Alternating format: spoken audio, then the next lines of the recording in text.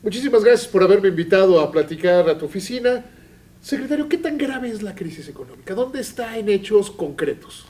Mira, yo creo que es, como mucha gente lo ha puesto, la crisis más compleja que vamos a ver en una generación.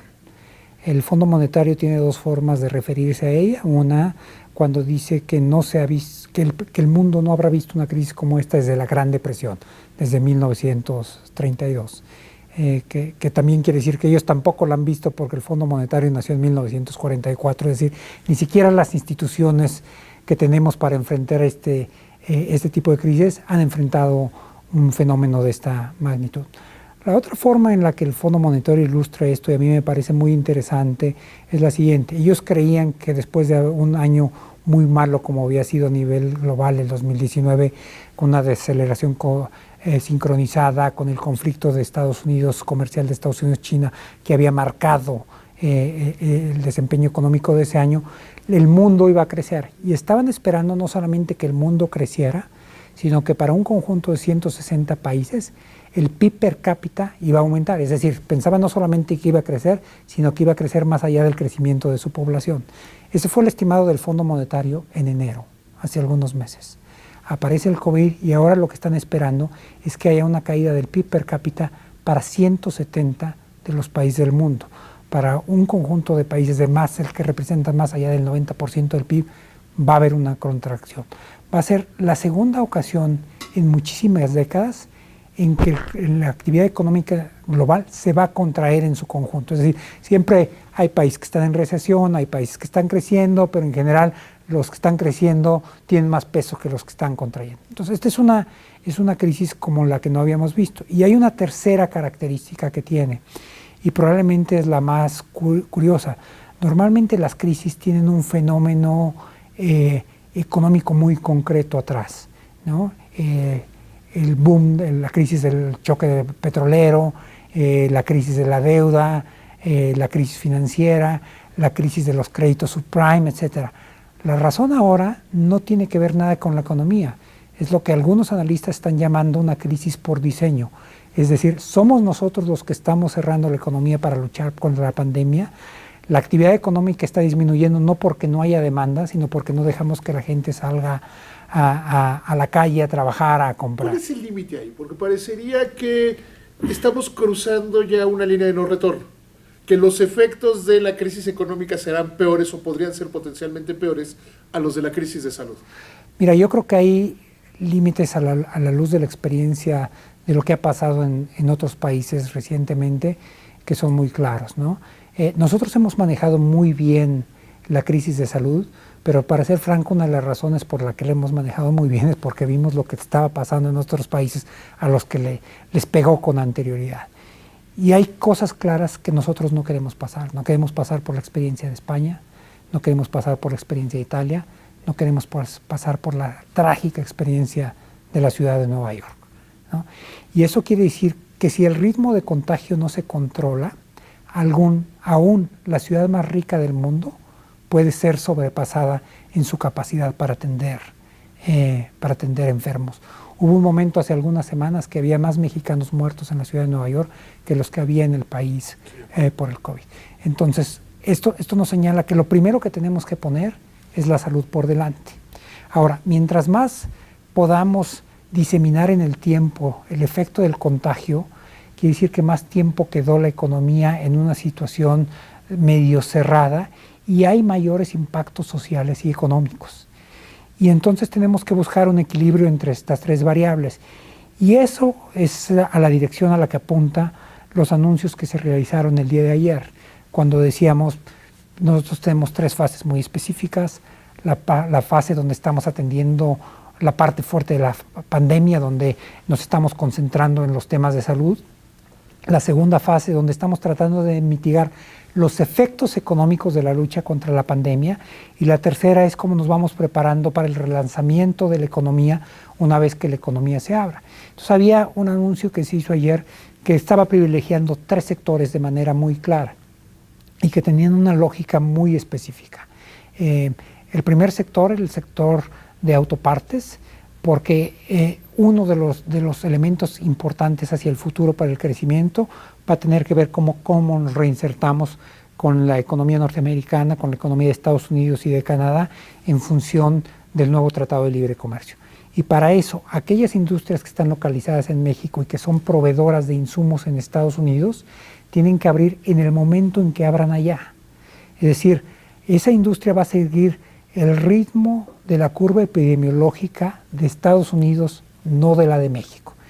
Y si no lo hacemos, a lo mejor esas oportunidades se van a perder, porque van a buscar otros proveedores. Entonces no nos podemos dar ese lujo, vamos a tener que abrir de manera muy cauta, de manera paulatina, tomando medidas de salud en el trabajo muy precisas. Probablemente se le tomará la temperatura a los trabajadores antes que entren, se demarcarán espacios donde no puedan cruzar, etcétera, pero hay que hacerlo. Los otros dos sectores, que eran la construcción y la minería, tenían una lógica muy parecida entre ambos. En particular, la construcción es lo que se llama un indicador líder de la economía. Es un sector que empieza a crecer antes de que el resto de la economía, y empieza a caer antes de que la economía caiga. Como nosotros veníamos entrando a una desaceleración el año pasado, ese sector ya venía sufriendo y ahora es de los que más ha sufrido pérdidas de empleos formales.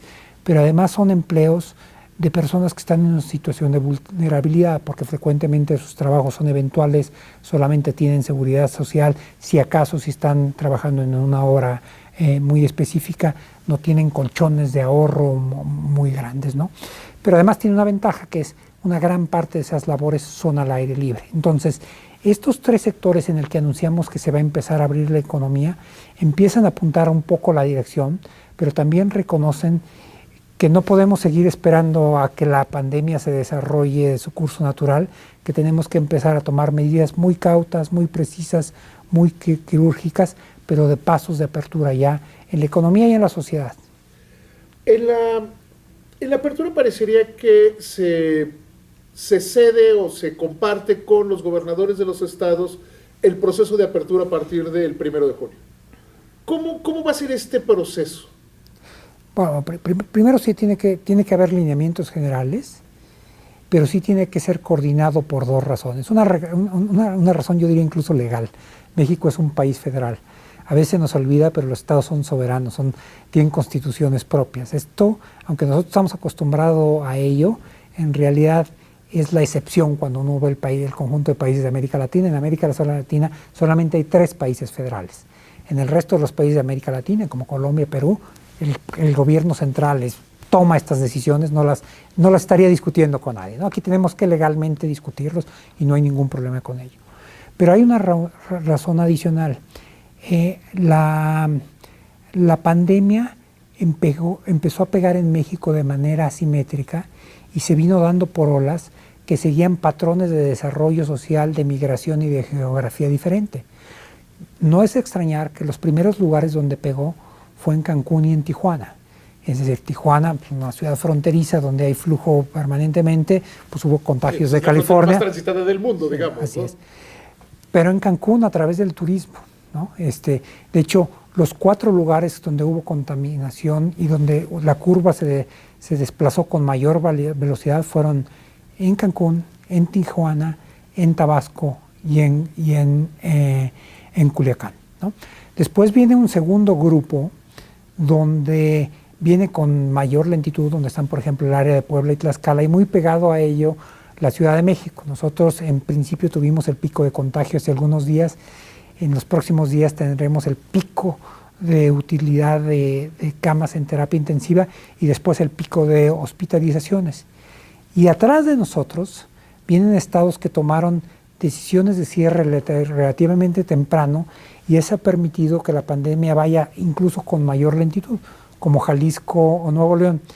Esto tiene grandes ventajas. Una de las ventajas es que el país en su conjunto no está atendiendo una crisis de salud en todo el país al mismo tiempo y puede incluso mover recursos médicos y equipamiento entre los distintos estados, porque puede haber semanas de diferencia entre los estados que pasaron antes y los que...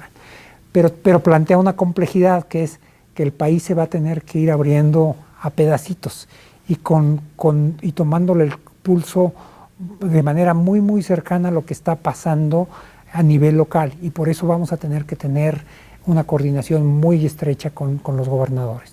Hay una impresión entre la iniciativa privada y entre la opinión de que has estado ausente, secretario, de que has estado ausente, que has estado alejado, que no has tomado la bandera. Hay quien ha dicho que dónde está el Gatel de la economía, por llamarlo de alguna manera. Ya me pusieron muy bajo.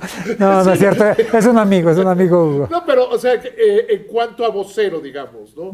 Que has estado ausente. ¿Tú lo sientes así, te percibes así? No, yo creo que fue hecho a propósito. Lo que yo veía es que nosotros estábamos viendo este proceso en 3 fases, como decía. La parte de la pandemia, la parte de tratar de mitigar los efectos de la pandemia, los efectos económicos de la pandemia, donde teníamos que tomar decisiones, y la parte del lanzamiento. Y en la parte estrictamente del problema de salud, nosotros lo que decíamos, y yo lo decía de manera muy explícita, esta es la hora y el momento de los médicos, de las enfermeras, de los camilleros, de la gente que está poniendo su vida literalmente en la línea de defensa de la pandemia. Y cuando digo literalmente, es porque hoy en la mañana aprendí que 111 trabajadores de la salud ya perdieron la vida en nuestro país. Entonces no era momento de quitarles los reflectores a quienes los necesitaban. Había que darles el apoyo presupuestal, etc. Lo que sí estuvimos haciendo nosotros por atrás es preparando el plan A, el plan B y el plan C para la economía. Y algunos de ellos los fuimos implementando ya. Fuimos tomando medidas regulatorias, crediticias y presupuestales que han implementado proyectos que van destinados a mitigar los efectos económicos de la lucha contra la pandemia. Algunos de los más relevantes son curiosamente los más aburridos. El cambio que nosotros hicimos en la regla contable de la Comisión Nacional Bancaria de Valores para que permitieran reestructurarse créditos ha permitido que al día de ayer se hayan reestructurado 3 millones de créditos, ¿no? Los programas de microcréditos que dimos tanto para la parte formal como para la parte informal se han traducido a que igualmente al día de ayer hubiéramos dado ya 600,000 créditos por un monto de 16,000 millones de pesos. Entonces sí estábamos operando, pero estábamos operando mucho más entre telones. Un tema que era una preferencia personal, y yo sé que todos los actores públicos tienen estilos distintos, pero yo veía a todo el mundo muy comprometido con la lucha contra la pandemia, entendiendo la gravedad, pero actores muy esporádicos que lo que estaban haciendo tratar de colaborar, pero aprovechar la colaboración para llevar los reflectores hacia ellos. Y esa era una línea que claramente yo no quería cruzar. Ahora bien, hay la impresión de la iniciativa privada, si oyes al Consejo Coordinador Empresarial, si oyes a los grupos de iniciativa privada y algunos mucho más radicales, de que no han tenido el apoyo de la Secretaría de Hacienda, que no han tenido el apoyo del gobierno. No, yo creo que es una impresión equivocada. De hecho, tengo una llamada justo al terminar esta entrevista con Carlos Salazar del Consejo Coordinador Empresarial.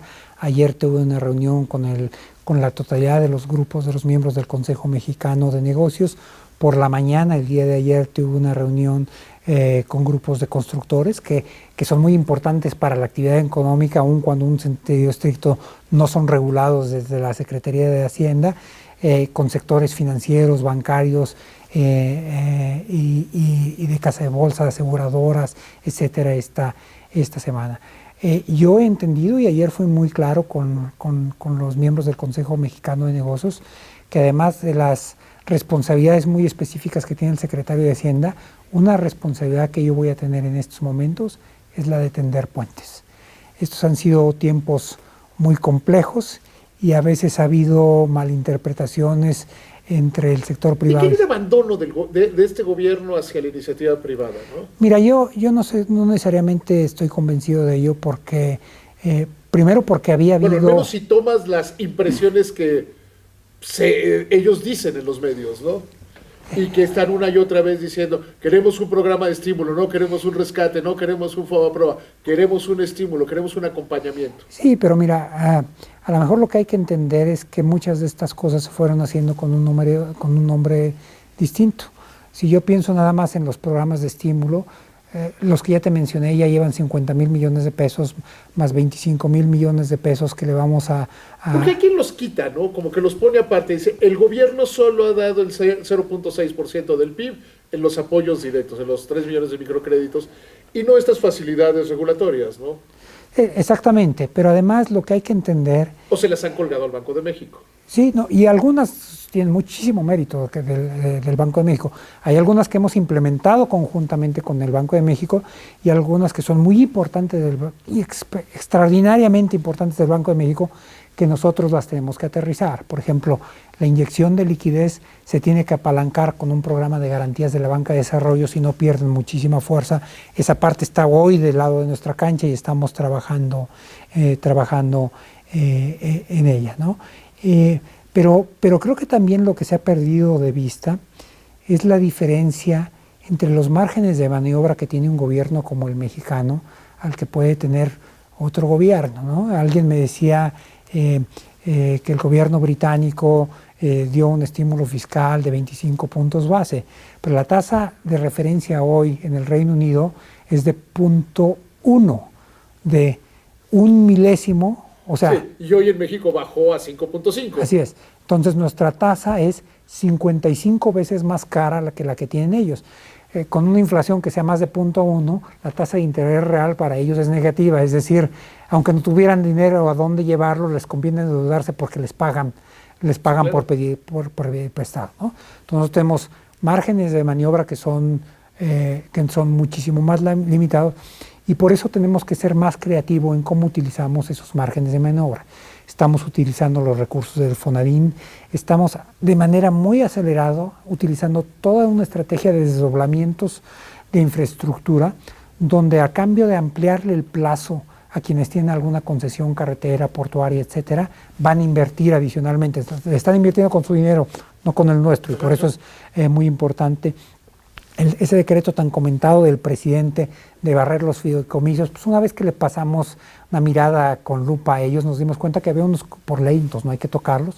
Hay algunos que estaban ligados a estructuras de crediticias o deuda, tampoco se pueden tocar, pero hay otros donde eran los guardaditos de la Secretaría y estaban utilizando los recursos ahí en una bolsa. Siempre se puede eficientar, o sea, la verdad es que los recursos siempre se pueden usar. Sí, pero ahí nos encontramos ya de entrada de 18,000 millones de pesos.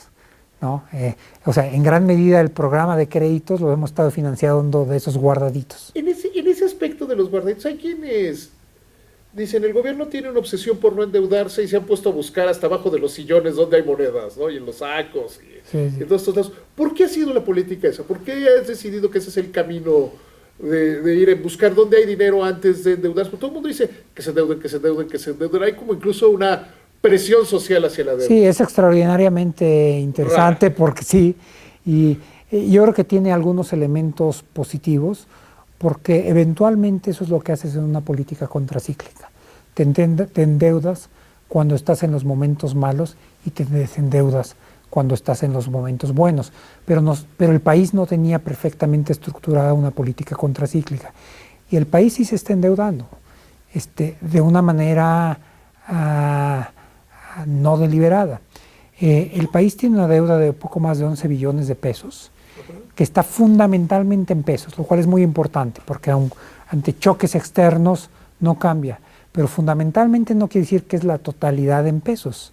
Hay casi el 30% de la deuda que está en dólares, en euros y en yenes. Eso pasó de 18 saltos a 24. A 24. Esa es una depreciación de 25%. Aplícale al 30% de eso una depreciación de entre el 25 y el 30%, y eso te da entre 900, 1,000 y 1 billón de pesos de endeudamiento adicional. Ya en la deuda reportada, en los números internos, la deuda pasó de 45% del PIB al cierre de diciembre, algo que nos había costado sangre el ser muy disciplinados, a 48% sin que hubiéramos relajado la disciplina fiscal. Así es que esa es una de las razones por las que tenemos que ser muy cuidadosos. Es muy distinto para un país como Estados Unidos, que se endeuda en su propia moneda y a tasas del 0%. Los márgenes de maniobra son de dimensiones completamente distintas. Pero también hay que entender que no necesariamente es una obsesión que vamos a llevar ad nauseam, ¿no? El presidente ha sido muy claro que tampoco nadie está obligado a lo imposible, y que vamos a tener que ir evaluando las cosas en la medida en que este proceso vaya evolucionando. Hoy tenemos una idea de hacia dónde vamos, pero es una idea con gran incertidumbre. Nosotros creemos que este es el mes donde termina el confinamiento, la sana distancia, la sana distancia, la jornada de sana distancia termina al final del mes y que poco a poco vamos a poder ir entrando a la normalidad. Pero eso es algo que vamos a tener que ir ajustando. Tiene una probabilidad extraordinariamente alta hoy, pero basta recordar que la primera jornada de sana distancia se supone que acababa el 20 de abril. Sí, hay que tener... Hay que irlo calibrando. ¿Cuándo va a empezar? ¿Cuándo estimas tú que va a recuperarse el crecimiento de la economía? ¿De qué tan profunda va a ser la V?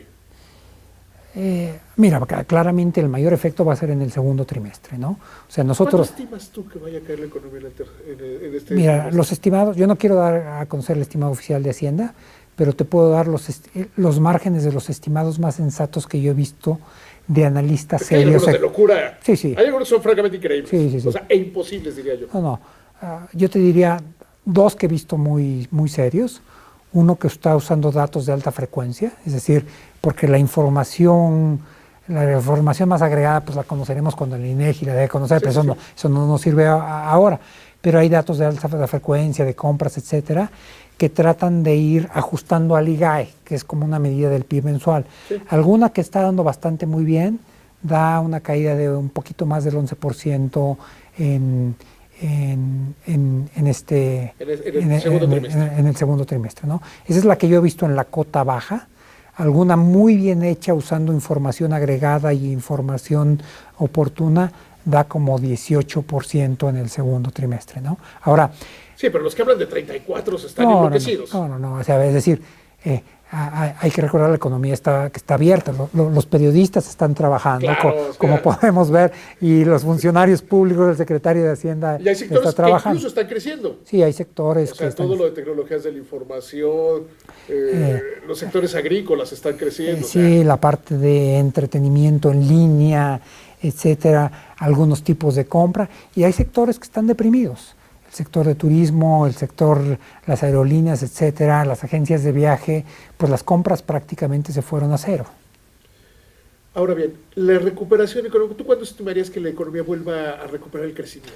Mira, hoy es muy interesante que hagas esa pregunta hoy porque vi un comentario general para la economía norteamericana hoy de Olivier Blanchard, que fue el economista en jefe del Fondo Monetario Internacional y probablemente más importante que haber tenido esa posición, es uno de los macroeconomistas más importantes contemporáneos. Y yo lo que decía es que para la economía norteamericana, y probablemente vamos a ver algo muy parecido en México, va a tener un brinco inmediato en el momento en que lo abras, nada más porque las tiendas que estaban cerradas ayer se abren hoy, van a pasar del piso y después hay que ir viendo cómo se va haciendo. Y ahí es donde vamos a tener que actuar muy rápida, que para ese después va a requerir un empuje en el sentido de que el gasto público y en particular el de inversión salga muy rápido, los créditos salgan muy rápido. ¿Están listos para eso?